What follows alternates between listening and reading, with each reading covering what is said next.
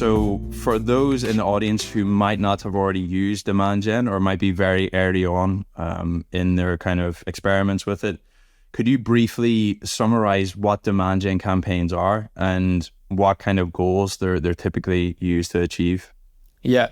So in general, demand gen campaigns are very similar to paid social campaigns on Meta, for example. It's also like a bit Google's answer to Meta saying, hey, we're now entering the paid social sector with our entertainment platforms like YouTube Shorts, for example. In general, demand gen campaigns, they try to convert users with nice creatives, with visually appealing creatives. So it's a campaign type that really lives on nice creatives. If you just have some normal creatives or like standard images or videos, normally demand gen would not work because it really needs to be elaborated and appealing to your potential user, to your potential clients. And it tries to grab attention, drive conversions to people at the right moment. So, for example, you really put your assets towards the user out there. Maybe they don't even know your brand yet, but since you show them what you can offer, what is your USP, they might get interested in your brand, in your product, and then try maybe to search you or directly purchase from a demand gen, which is not very likely, but can also happen, obviously. And obviously the inventory that Google says is pretty big because since we have Gmail, Discover, YouTube Shorts, YouTube InStream, YouTube Feed, there are Google says there are 3 billion active users in that inventory, and it's Google-owned property, so you should be fine. You should have not so many bot traffic. I think it's you can use it just to maximize clicks or awareness for interactions, because you can have a bidding strategy that's called maximize clicks. Or if you want, then you can go a bit lower in the funnel and use conversion bidding strategies, for example, target ROAS, target CPA, conversion max. So you touched on it there in your answer, and this is a big part of what we'll be speaking about today. So obviously lookalike audiences are exclusively available within demand gen campaigns for now at least. And could you explain what a lookalike audience is and what the significance of that being exclusive to demand gen is? Yeah, exactly. So lookalike audiences are one of the biggest performance booster of demand gen campaigns. Those are it's a group of people that are very similar to the seed list that you give Google Ads, for example.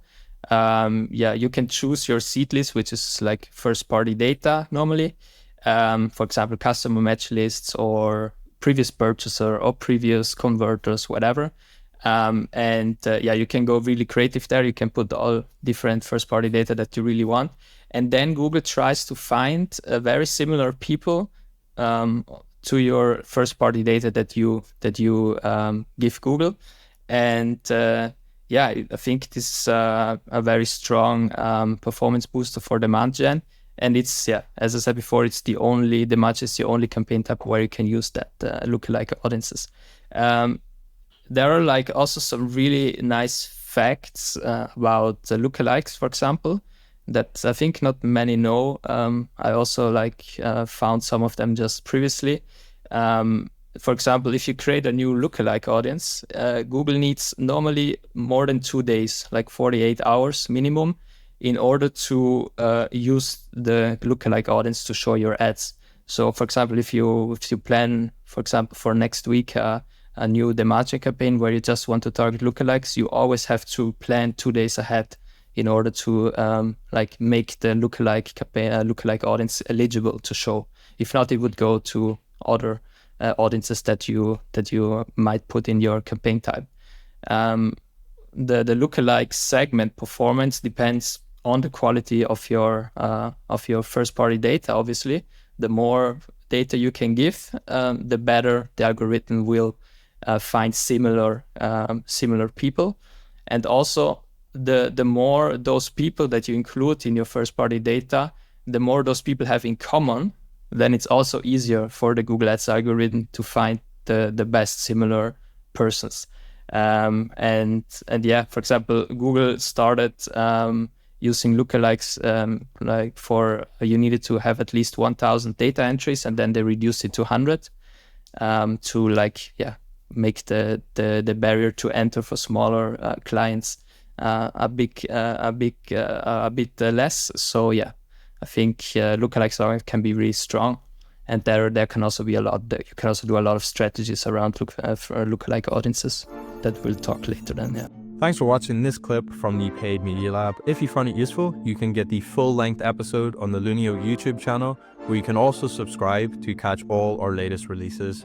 And if you want free tools, reports, and guides to help you uplift the efficiency of your PPC campaigns, head to lunio.ai and click on the Resources tab in the nav bar. See you in the next one.